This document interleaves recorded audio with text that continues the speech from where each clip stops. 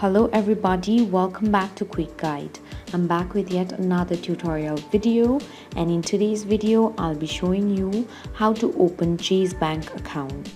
For that, first of all, open up browser on your phone. You can use any browser you want. For now, I'm going to open Google Chrome.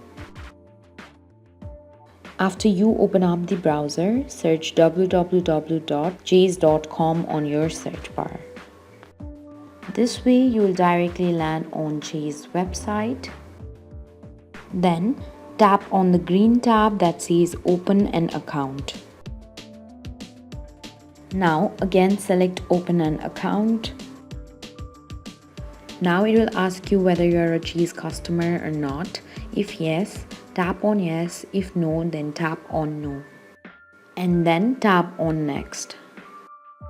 After that, you'll have to fill up your personal details like your first name, middle name, last name, and suffix. For identification, select whether or not you are a US citizen. Enter your date of birth, social security number, ID number, and your issuing state. Then enter your street address and your zip code. And at last, for contact information, enter your email address and your phone number.